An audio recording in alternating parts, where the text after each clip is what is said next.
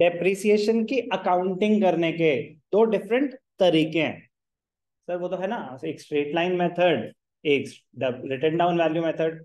वो depreciation calculate करने के दो अलग अलग मेथड्स हैं, वो डेप्रिसिएशन कैलकुलेट करने के हैं। तो स्ट्रेट लाइन और डब्ल्यूडीवी डेप्रिसिएशन कैलकुलेट करने के दो अलग अलग तरीके हैं। डेप्रिसिएशन के ट्रीटमेंट के अलग मेथड्स हैं, वो अलग चीज है। ट्रीटमेंट ऑफ डेप्रिसिएशन की ट्रीटमेंट ही अलग है। एक ट्रीटमेंट है कि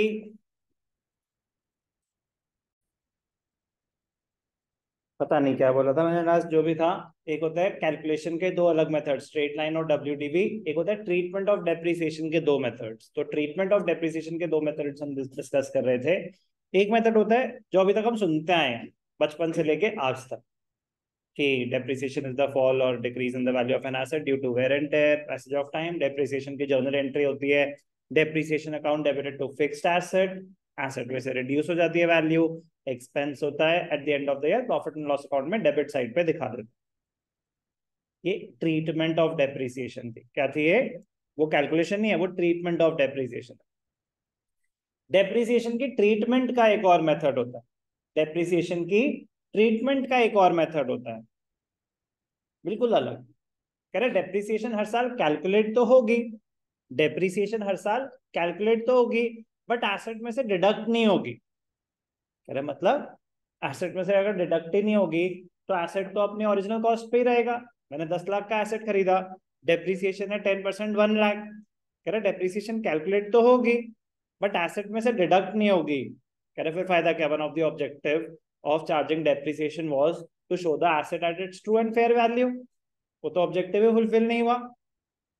फिर क्या करेंगे अगर हम एसेट में से डिडक्ट ही नहीं करेंगे? कह रहे वो अक्यूमुलेट करते जाओ डेप्रिसिएशन को, एक सेपरेट अकाउंट में ट्रांसफर करके आप अक्यूमुलेट करते जाओ, एसेट ओरिजिनल कॉस्ट पे ही रहेगा। Depreciation for example first year कितनी हुई? 1 लाख। स्ट्रेट लाइन मेथड ही है, मेथड इसमें भी वही है, स्ट्रेट लाइन और डब्ल्यूडीवी दोनों है। ट्रीटमेंट अलग है, प्रेजेंटेशन अलग है, तरीका अलग हो गया उसको दिखाने का।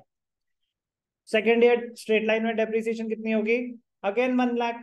अब डेप्रिसिएशन अक्यूमुलेट होती जा रही है। एक साल के बाद डेप्रिसिएशन का अक्यूमुलेटेड बैलेंस क्या है? एक साल के बाद 1 लाख, 2 साल के बाद 2 लाख अक्यूमुलेटेड बैलेंस। दूसरे साल की 1 लाख है, लेकिन डेप्रिसिएशन अक्यूमुलेट होती जा रही है। 2 साल के बाद डेप्रिसिएशन का अक्यूमुलेटेड बैलेंस 2 लाख, 3 साल के बाद 3 लाख। अब 3 साल के बाद हम बेच रहे हैं अगर एसेट को, जब एसेट बेच रहे हैं तो एसेट में से डेप्रिसिएशन को डिडक्ट कर दिया जाएगा। Depreciation will be deducted from the asset but at the time of sale of the asset, at the time of sale of the asset. तो 3 साल के बाद अगर आप एसेट बेच रहे हैं, अब डेप्रिसिएशन एसेट में से डिडक्ट कर दो। एसेट कितने का था ओरिजिनल कॉस्ट? 10 लाख। 3 साल की डेप्रिसिएशन कितनी हुई? 3 लाख। तो आ गई ना बुक वैल्यू 7 लाख। तो ट्रू एंड फेयर वैल्यू पे आ गए। सर फायदा क्या हुआ? फिर एंड में तो हम वही कर रहे हैं, एक एक साल करके करते तो भी वहीं रहते। At the end of the period, या जब हम एसेट बेच रहे हैं, at the time of sale of the asset, तो डेप्रिसिएशन डिडक्ट हो ही रही है। तो फिर फायदा ही क्या इस मेथड का? ऐसे कि हम दो सेपरेट अकाउंट मेंटेन कर रहे हैं, एक अकाउंट का नाम है एसेट अकाउंट और दूसरा provision for depreciation, also known as accumulated depreciation account. दो सेपरेट अकाउंट मेंटेन होंगे। कह रहा फायदा क्या है? कह रहे बेटा फायदा ये है कि हर मोमेंट पे, हर साल आपको ये पता होगा आपने एसेट कितने के खरीदे हुए हैं और उनपे आज तक डेप्रिसिएशन कितनी है। वरना अगर मैं बोलूं कि आपके एसेट का बैलेंस है 5,50,000 और आप नॉर्मल मेथड फॉलो करते हो, तो आप बता सकते हो 5,50,000 को देख के कि आपने एसेट खरीदा कितने का था? नहीं। लेकिन जब आप provision for depreciation account maintain कर रहे हो तो आपके सामने ओरिजिनल कॉस्ट भी है, आपने आपके सामने उसकी आज तक की डेप्रिसिएशन भी है। एक सेकंड में आप निकाल लो बुक वैल्यू भी, निकाल तो सकते हो ना। बुक वैल्यू क्या होता है? Original cost minus depreciation till date. तो अब आपके पास एक्स्ट्रा इंफॉर्मेशन अवेलेबल है। At any point of time आपके पास एसेट की ओरिजिनल कॉस्ट भी है, उस पे आज तक की डेप्रिसिएशन भी है, और उसके depreciated value that is the book value, वो भी आप इजीली कैलकुलेट कर सकते हो। ज्यादा इंफॉर्मेशन मिल जाएगी, ज्यादा इंफॉर्मेशन आपके डिस्पोजल पे होगी। तो कंपनीज यही मेथड फॉलो करती हैं। कंपनीज नॉर्मली ऑप्शन है कंसिस्टेंसी अप्रोच होगी कि भैया आपने जो मेथड चूज करा है it should be followed consistently year after year. But जब आप कंपनीज की बैलेंस शीट देखेंगे, कंपनी लिमिटेड कंपनीज, कोई भी रिलायंस लिमिटेड देख लो या कुछ भी देख लेना, तो उसमें provision for depreciation, accumulated depreciation account अलग मेंटेन्ड होगा, एसेट्स अलग शो हो रखे होंगे, एसेट्स अलग शो हो रखे होंगे। क्लियर? तो depreciation will be calculated every year, depreciation will be calculated every year for charging annual depreciation, for charging annual depreciation. कह रहे डेप्रिसिएशन तो हर साल कैलकुलेट होगी, हर साल चार्ज होगी, बट अब entry depreciation to fixed asset नहीं होगी। अब एंट्री क्या होगी? Depreciation account debited to provision for depreciation, to provision for depreciation. Depreciation is an expense, depreciation is an expense, तो एक्सपेंसेस बढ़ गए। प्रोविजन फॉर डेप्रिसिएशन का नेचर होता है लायबिलिटी, प्रोविजन फॉर डेप्रिसिएशन का नेचर होता है liability, it is a liability account. Increase in sir liability कैसे? हमने किसी के पैसे देने का नहीं, आप एक प्रोविजन क्रिएट करे जा रहे हैं जो पैसा कहीं और यूज नहीं हो सकता, सिर्फ एसेट रिप्लेसमेंट के लिए ही हो सकता है। इसलिए all provisions are liabilities. You are setting aside a certain sum of money which will be used in future to replace the asset. So for charging annual depreciation, depreciation to provision for depreciation. अब एक additional entry,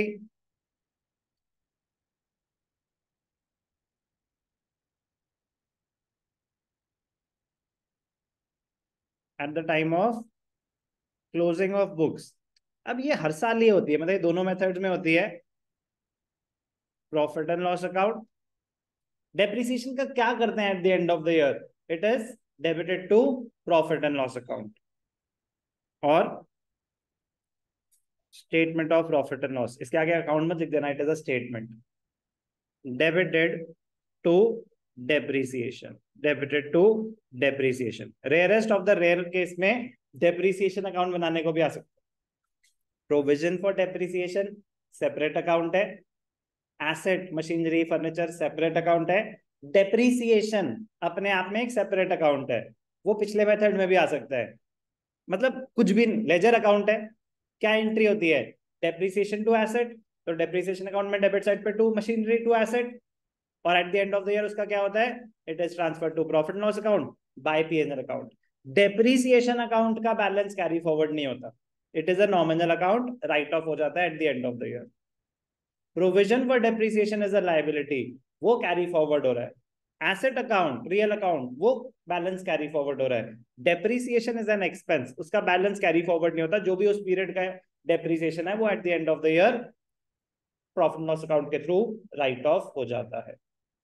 तो charging depreciation आप सिर्फ यही entry use कर रहे होंगे normal scenario में कि depreciation to provision for depreciation, क्योंकि हमें नॉर्मली 99% केसेस में दो अकाउंट बनाने को आते हैं जब हम प्रोविजन मेंटेन कर रहे हैं। कौन से दो अकाउंट? एक प्रोविजन फॉर डेप्रिसिएशन और दूसरा एसेट अकाउंट। बट मैं कह रहा हूं डेप्रिसिएशन अकाउंट बनाने को आ भी जाए तो खुश होना कि फ्री के मार्क्स हैं, क्योंकि हर साल जितनी भी डेप्रिसिएशन हुई, depreciation account debit debit side पे आ जाएगा टू एसेट, क्रेडिट साइड पे सेम अमाउंट आ जाएगा बाय पीएनएल अकाउंट, खत्म। जितना डेप्रिसिएशन उतना ही पीएनएल में ट्रांसफर होगा। डेप्रिसिएशन चार्ज करने की एंट्री क्लियर है, एसेट में से डिडक्ट नहीं होगी।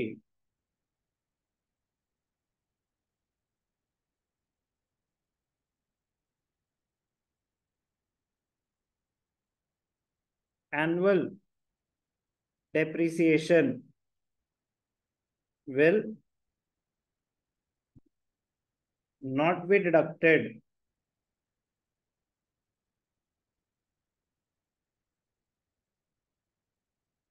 every year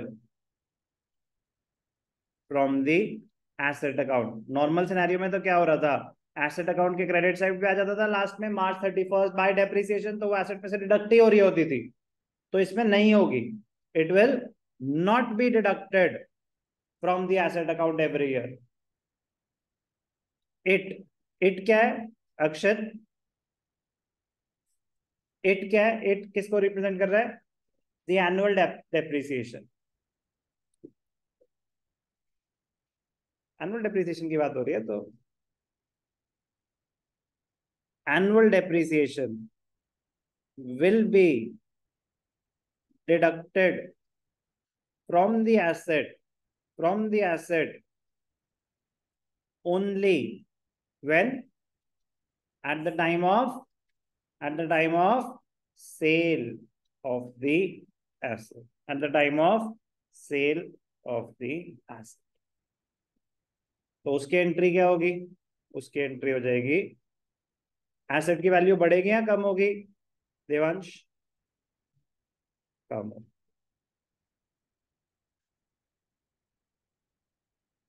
तो जो आपने जितना प्रोविजन क्रिएट किया है वो यूज हो रहा है,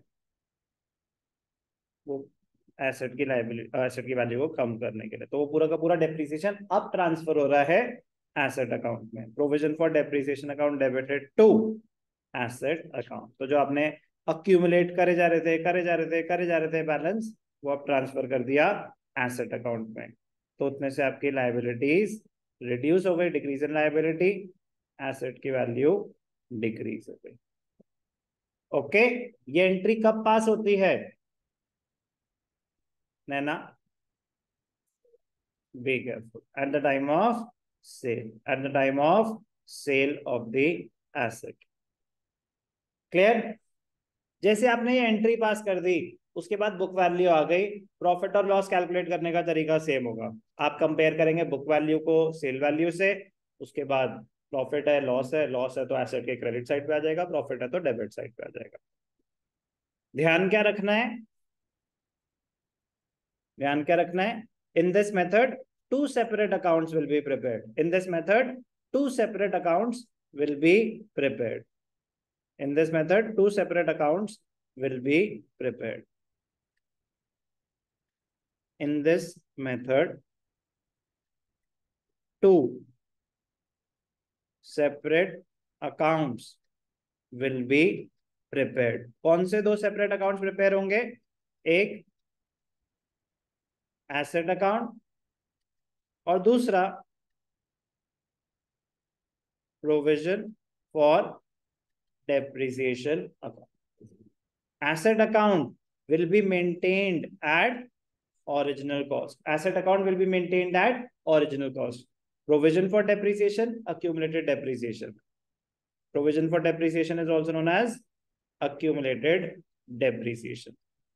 कॉन्सेप्ट बहुत छोटा सा है, आज ही खत्म हो जाएगा, याद आएगी उन बच्चों की जो हमारे साथ आज नहीं है। बहुत ज्यादा इंपॉर्टेंट है, बहुत ज्यादा इंपॉर्टेंट है, 12th में भी यूज होगा ये सेम चीज, वो भी होगी विदाउट प्रोविजन भी होगी, बट मैं कह रहा हूं कि ये ज्यादा होगी।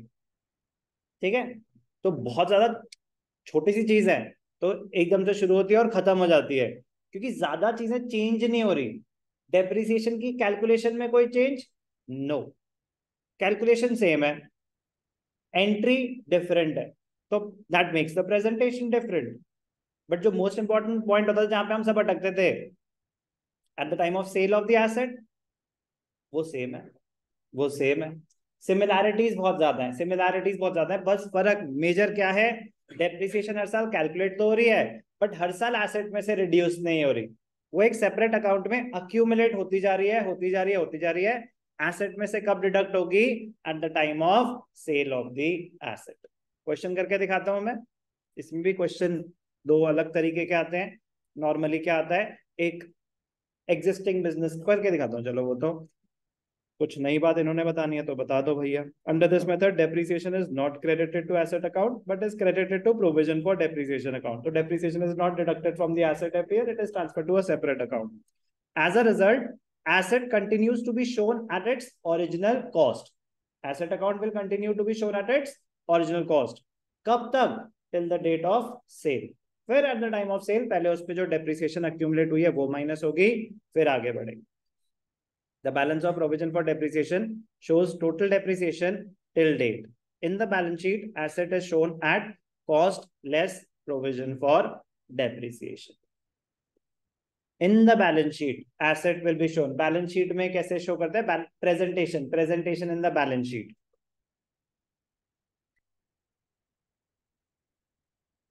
Asset side पे अब जैसे मशीनरी है, मशीनरी पहले आएगा original cost less accumulated depreciation. Presentation दो सेपरेट अकाउंट्स हैं.